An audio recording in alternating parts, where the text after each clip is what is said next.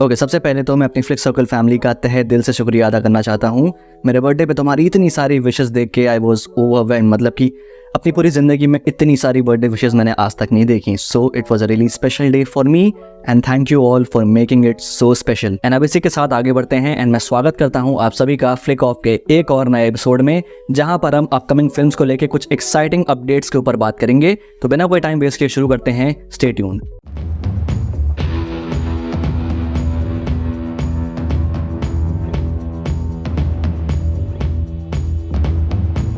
तो जैसा कि 20 मई को अभी जूनियर एनटीआर का बर्थडे था एंड उन्होंने वादा किया था कि उनकी मूवीज देवरा और एनटीआर 31 दोनों को लेके कोई ना कोई अपडेट उस दिन मिलेगा। देवरा का हमें एक हार्ट पंपिंग सॉन्ग मिला बाय अनिरुद्ध एंड दूसरी अपडेट जो कि एनटीआर 31 को लेके आई है वो शायद उन लोगों के लिए बुरी खबर हो सकती है जो कि सलार पार्ट 2 शौर्यंगा पर्वम का वेट कर रहे हैं। तो भाई मिथरी मूवी मेकर्स, वो प्रोडक्शन हाउस जिसके अंदर एनटीआर 31 बन रही है, उन्होंने इंस्टाग्राम पर एक पोस्ट करी जूनियर एनटीआर को बर्थडे विश करते हुए एंड इसी पोस्ट में नीचे उन्होंने एनटीआर 31 के शूट कमेंस होने की डेट भी अनाउंस करी जो कि है अगस्त 2024। Now this date does not sit well with Prabhas fans, क्योंकि as per the reports Prashanth Neel की पूरी तैयारी हो चुकी है सलार पार्ट 2 शौर्यंगा पर्वम को लेकर। जून जुलाई के महीने में वो सपोर्टिंग कास्ट के साथ शूटिंग स्टार्ट करेंगे, जहां श्रिया रेड्डी और बॉबी सिम्हा ने भी कंफर्म कर दिया है कि उनकी डेट्स अलॉट हो चुकी हैं जून जुलाई की एंड प्रभास भी अगस्त में फिल्म की शूटिंग को ज्वाइन करेंगे। एंड प्रशांत नील का टारगेट है कि वो इस फिल्म की शूटिंग को दिसंबर 2024 तक खत्म करना चाहते हैं एंड अप्रैल 2025 में इस फिल्म को रिलीज। लेकिन अभी इसी बीच जो ये एनटीआर 31 की शूट डेट आ गई है, this has created a lot of confusion among people जो कि सलार पार्ट 2 का वेट कर रहे हैं।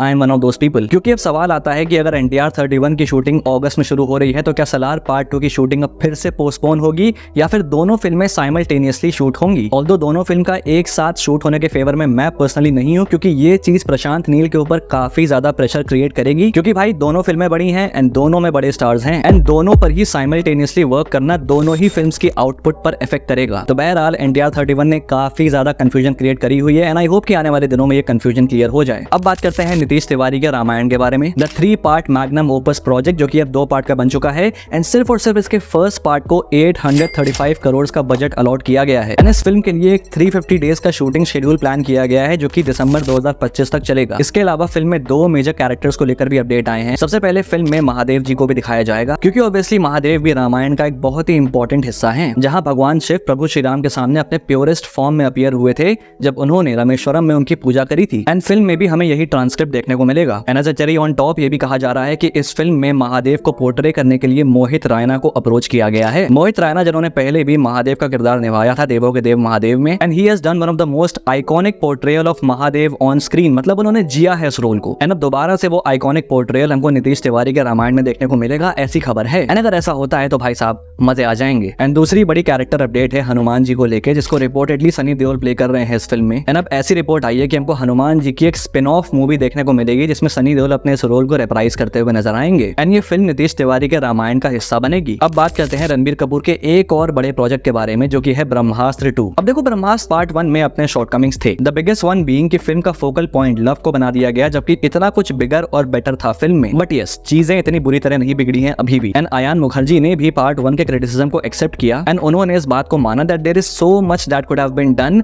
और वो अगली बार सेकंड पार्ट में इस बात का ध्यान रखेंगे। एंड ऑनेस्टली इस एक चीज की वजह से I have huge respect for Ayan Mukherjee. उन्होंने माना कि उनकी फिल्म के साथ क्या गलत था, अनलाइक ओम राव जो कंटिन्यूअसली अपने ब्लंडर को डिफेंड कर रहा था। बात रही ब्रह्मास्त्र पार्ट 2 की शूटिंग को लेकर, तो आयान मुखर्जी ने कहा है कि वो वॉर 2 की शूटिंग खत्म करने के बाद इस फिल्म की शूटिंग स्टार्ट कर देंगे एंड इस बार टाइम काफी कम लगेगा as compare to first part जिसको 7 साल लग गए, क्योंकि इस बार रिसोर्सेस ऑलरेडी अपनी जगह पर हैं। इसी के साथ आते हैं नेक्स्ट अपडेट पर। मिराई एक्टर तेज साजा की अपकमिंग मूवी जिसको डायरेक्ट कर रहे हैं कार्तिक घट्टंगनी एंड अभी रिसेंटली इसका एक कैरेक्टर इंट्रोडक्शन टीजर भी आया है जिसमें हमको फिल्म के विलन ब्लैक स्वॉर्ड से इंट्रोड्यूस करवाया गया, जिसको डिस्क्राइब किया जाता है as the most dangerous force in this world and इस कैरेक्टर को प्ले कर रहे हैं तेलुगु एक्टर मंचू मनोज जो कि 8 साल बाद इस फिल्म के साथ कमबैक करने वाले हैं। अब मिराई फिल्म का जो सेंट्रल प्लॉट है वो रिवॉल्व करता है सम्राट अशोक की बनाई हुई एक सीक्रेट सोसाइटी के अराउंड, जहां पर अशोका ने 9 लोगों को इकट्ठा किया और उन सबको एक स्क्रिप्चर्स पकड़ाए एंड ये जो 9 स्क्रिप्चर्स हैं अगर किसी के हाथ लग गए तो वो लिटरली भगवान बन जाएगा। एंड मिराई मूवी इसी कहानी को फॉलो करती है, जहां पर तेज साजा एक बहुत ही पावरफुल योद्धा है जिसका जिसका टास्क है 9 स्क्रिप्चर्स को इवल हाथों में पढ़ने से रोकना। एंड ब्लैक सॉर्ड ही वो इंसान है जो इन 9 स्क्रिप्चर्स के पीछे पड़ेगा एंड मिराई ही उसे रोकेगा। एंड ब्लैक सॉर्ड के टीजर की बात करूं तो just like the previous glimpse मुझे ये भी काफी ज्यादा अच्छा लगा, specially this scene. And Manchu Manoj is also looking really cool as a villain. Overall इस फिल्म का जो पूरा कॉन्सेप्ट है वो मुझे काफी इंटरेस्टिंग नजर आ रहा है। बाकी आगे देखते हैं क्या देखने को मिलता है। कुछ वक्त पहले जैसा हमको पता चला था कि प्रशांत वर्मा अपने एक नेक्स्ट प्रोजेक्ट पे काम करने जा रहे हैं एक्टर रणवीर सिंह के साथ, जिसका नाम है राक्षस, जो कि एक मिथोलॉजिकल मूवी होने वाली है प्री इंडिपेंडेंस एरा में सेट। लेकिन अभी रिसेंट में जितने भी लोग इस फिल्म के लिए एक्साइटेड थे उनके लिए बैड न्यूज कि ये प्रोजेक्ट फिलहाल के लिए शेल्व हो गया है। हुआ कुछ यूं है कि प्रशांत वर्मा के साथ क्रिएटिव डिफरेंसेस की वजह से रणवीर सिंह इस प्रोजेक्ट से एग्जिट मार चुके हैं। है ना, प्रशांत वर्मा दोबारा से एक नए एक्टर की तलाश में है इस फिल्म में लीड रोल के लिए, जिसकी वजह से इस फिल्म की जो इनिशियल रिलीज डेट थी 2025, अब वो फिल्म उस वक्त नहीं आएगी। है ना, दोबारा से प्रशांत वर्मा इस फिल्म पर कब से काम शुरू करने वाले हैं ये जानने के लिए हमें फर्दर अपडेट का वेट करना पड़ेगा। एक्टर सूर्या अपने रोलेक्स भाई जो कि करंटली अपनी अपकमिंग फिल्म कंगुवा में बिजी हैं, बट इसके अलावा एक और बड़ा प्रोजेक्ट उनकी स्लेट में है और वो है डायरेक्टर राकेश ओम प्रकाश मेहरा के साथ। The director who gave us epics like Rang De Basanti and भाग मिल्खा भाग, वो अब एक पीरियड ड्रामा फिल्म पे काम कर रहे हैं जो कि बेस्ड होने वाली है सूर्यपुत्र कर्ण की लाइफ के ऊपर।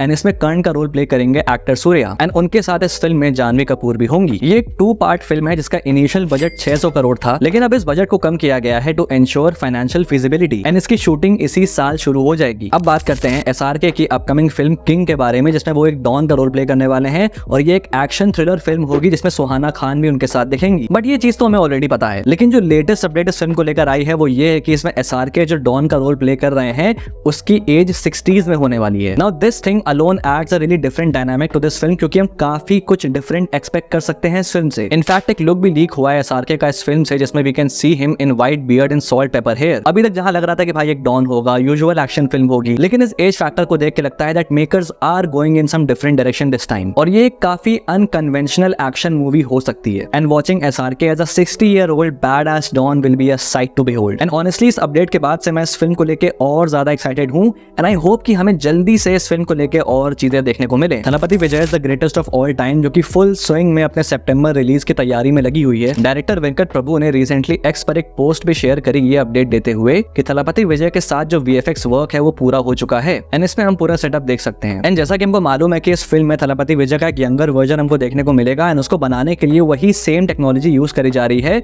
जो कि जेमिनाई मैन में विल स्मिथ के यंग वर्जन को बनाने के लिए यूज करी गई थी। एंड इस इमेज को देख के मेरा जितना अंदाजा जा रहा है उतना मुझे लग रहा है कि शायद जो फाइनल टचेस हैं उनके इसी पार्ट को लेके वही काम हो रहा है यहाँ पर। एंड सिर्फ इतना ही नहीं, वेंकट प्रभु ने लोला VFX को भी मेंशन किया है इस पोस्ट पे, जो कि इस फिल्म के VFX पर वर्क कर रहा है। अब जिनको नहीं पता उन्हें बता दो कि लोला VFX हॉलीवुड की एक बहुत ही रिनाउंड VFX कंपनी है जिन्होंने Avengers end game, mission impossible, rise of the planet of the apps जैसी मूवीज में VFX दिया है। तो भाई काम थोड़ा अलग स्टैंडर्ड पे चल रहा है एंड जैसे जैसे ये अपडेट्स आती जा रही हैं मेरे अंदर फिल्म को लेकर एक्साइटमेंट और ज्यादा बढ़ती जा रही है। LCU aka Lokesh cinematic universe, जिसकी एक शॉर्ट फिल्म को लेकर काफी टाइम से चर्चा हो रही है। ये एक शॉर्ट फिल्म होगी जो कि LCU के ओरिजिन को एक्सप्लेन करेगी। फिल्म की शूटिंग खत्म हो चुकी है और बहुत जल्द OTT पर रिलीज होगी एंड लेटेस्ट अपडेट के अकॉर्डिंग इस फिल्म का नाम रखा गया है पिलाइया सुजी, जिसका मतलब है द बिगिनिंग। एंड इस फिल्म में हमें अनबू दास, प्रभंजन और बिजॉय भी नजर आएंगे। अब जैसा कि हमें कुछ टाइम पहले पता चला था कि अनुराग कश्यप बॉबी देओल के साथ एक थ्रिलर फिल्म बनाने वाले हैं, वेल उस मूवी की शूटिंग स्टार्ट हो चुकी है एंड इस फिल्म में बॉबी देओल के अलावा हमें मलयालम एक्टर जोजो जॉर्ज, सान्या मल्होत्रा और सबा आजाद भी नजर आएंगे। एंड इसी के साथ बढ़ते हैं फाइनल अपडेट पर। तो भाई मैडक फिल्म्स ने आउट ऑफ नोवेयर अचानक से अपने एक नेक्स्ट प्रोजेक्ट का टीजर रिलीज किया है जिसका नाम है मुंजिया। एंड मैं ऑनेस्टली इसको देख के काफी ज्यादा सरप्राइज हूं बिकॉज ये तो बिल्कुल अलग ही डायरेक्शन में चला गया। तो ये क्रीचर कॉमेडी फिल्म होने वाली है जो कि स्त्री और भेड़िया के यूनिवर्स में ही सेट होगी। एंड हमें इस टीजर में इंट्रोड्यूस किया जाता है मुंजिया से, who looks like Gollum just fell into the wrong universe. Jokes apart ये काफी बढ़िया नजर आ रहा है and I have to admit कि CGI is really nice and इससे पहले भी Maddock did some tremendous work with the CGI of Bhediya. And थोड़ा सा और इन डेप्थ जाने के बाद मुझे पता चला कि शायद ये जो कॉन्सेप्ट है ये ब्रह्म दैत्य पर बेस्ड हो सकता है। तो भाई ये ब्रह्म दैत्य या फिर मुंजा आखिर है क्या? वेल ब्राह्मणों में यज्ञोपवीता के सेरेमनी के बारे में तो हम सबको पता है, जहां पर जब एक ब्राह्मण बच्चा 8 से 13 साल का हो जाता है तो वो गायत्री मंत्र के यज्ञ के लिए एलिजिबल हो जाता है, जिसके लिए एक प्रॉपर सेरेमनी होती है। लेकिन ऐसा माना जाता है कि अगर वो ब्राह्मण बच्चा अपने यज्ञोपवीता सेरेमनी के 10 दिन के अंदर मर गया तो वो मुंजा बन जाता है, एक पावरफुल और फेरोशियस घोस्ट जो कि पीपल के पेड़ के ऊपर रहता है, जैसा हम देख भी सकते हैं इस टीजर में। एंड ये उन सबको टॉर्मेंट या टॉर्चर करता है जो कि इसको परेशान या फिर इसको इंसल्ट करते हैं। एंड आई थिंक यहाँ पर जो ये मंजिया वाला कॉन्सेप्ट मैडक हमारे सामने प्रेजेंट कर रहा है वो इसी कॉन्सेप्ट से इंस्पायर्ड हो सकता है, जिसको मैडक अपना एक कॉमेडी टेक देगा। तो देखते हैं बाकी आगे और क्या देखने को मिलता है इसके बारे में, बट फिलहाल के लिए काफी इंटरेस्टिंग नजर आ रहा है। Let's see. तो भाई यहाँ पे खत्म होता है फ्लिक ऑफ का एक और एपिसोड। वीडियो पसंद है तो लाइक कर देना और अगर पहली बार यहाँ पे आए तो सब्सक्राइब करना मत भूलना ऐसी और वीडियोस के लिए। Till then this this is your Pop Culture Nut signing off. We'll see you guys in the next video and thanks for watching.